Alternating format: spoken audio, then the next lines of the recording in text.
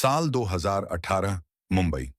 नेहा 20 साल की, खुशमिजाज, सपनों से भरी कॉलेज की लड़की। उसके दोस्तों में हर कोई उसे रूह की मुस्कान कहता था, क्योंकि उसकी हंसी में कुछ ऐसा था जो दिल छू जाता था। वो अपने कॉलेज के दोस्तों के साथ गोवा ट्रिप पर गई थी, आखिरी साल की यादें बनाने। समुद्र किनारे हंसी, गाने, तस्वीरें, सब कुछ परफेक्ट लग रहा था। लेकिन तीसरे दिन दोपहर में नेहा समंदर किनारे टहलते हुए गायब हो गई। कपड़े, मोबाइल, चप्पल सब वहीं थे। पानी में कोई निशान नहीं, न कोई गवाह, न कोई जवाब। उसके माता पिता टूट गए। पुलिस ने हफ्तों खोज की।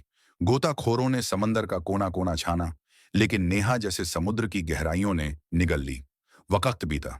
7 साल। हर साल 10 जून को उसकी माँ वही मोमबत्ती जलाती जो नेहा ने अपने कमरे में रखी थी। एक आधी जली मोमबत्ती जिसकी लौ अब बुझ चुकी थी।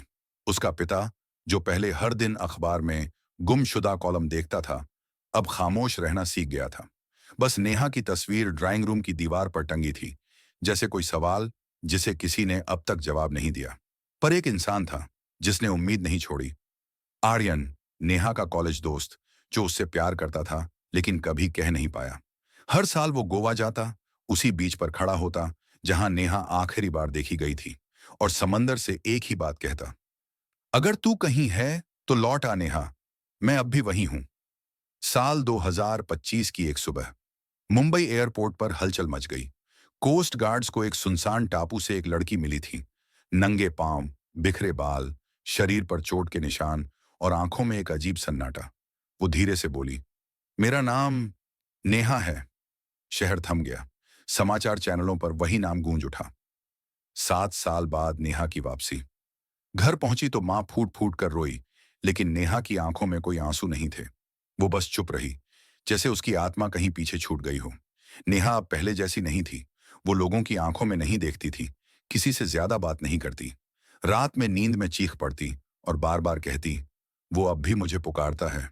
उस टापू से उसकी मां सोचती थी ये ट्रॉमा है, लेकिन डॉक्टरों ने कहा उसके शरीर में कुछ असामान्य बदलाव हैं, जैसे वो किसी अलग वातावरण में रही हो।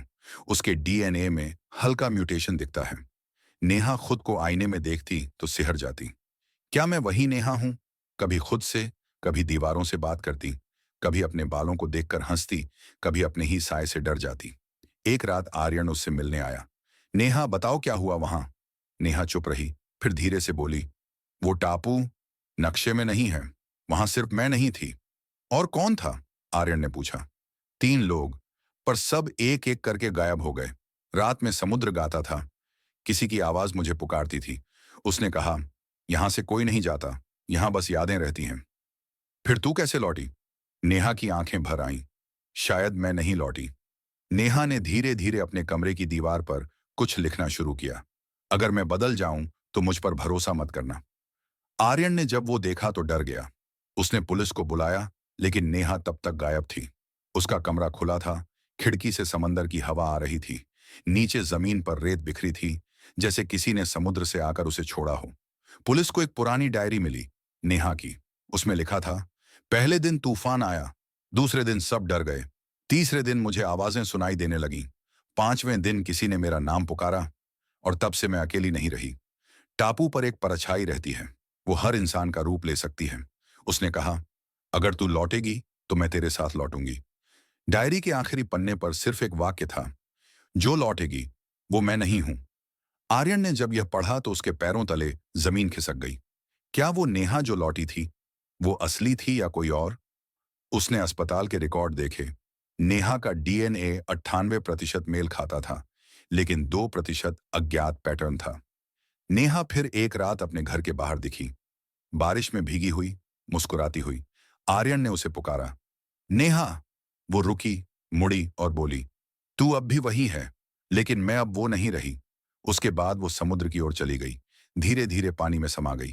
3 दिन बाद उसका शव तट पर मिला, पर अजीब बात यह थी कि उसके शरीर पर रेत के नीचे किसी और के निशान थे, जैसे किसी ने उसे पकड़ रखा हो। पोस्टमार्टम रिपोर्ट में कुछ ऐसा लिखा था जो डॉक्टर ने पहले कभी नहीं देखा। उसके फेफड़ों में खारा पानी नहीं था, बल्कि ऑक्सीजन थी, जैसे वो समंदर के नीचे सांस ले रही हो। आर्यन ने उसके कमरे में जाकर उसकी मोमबत्ती जलाई। वही मोमबत्ती जो 7 साल पहले अधूरी जली थी। खिड़की खुली थी, हवा आई और लौ फिर से जल उठी। आर्यन की आंखें भर आईं। उसने धीरे से कहा, तू लौट तो आई थी नेहा, पर शायद उस टापू का एक हिस्सा तेरे साथ आ गया। उसने खिड़की बंद की और आईने में देखा। आईने में नेहा की परछाई खड़ी थी, मुस्कुरा रही थी। वो अब भी यहां है। लोग कहते हैं टापू कभी नहीं मिला, पर जब भी कोई जहाज उस दिशा में जाता है, रेडियो पर एक लड़की की आवाज आती है, आर्यन लौट आ। यहां बहुत सन्नाटा है और समंदर की लहरें हर बार बस एक नाम दोहराती हैं, नेहा।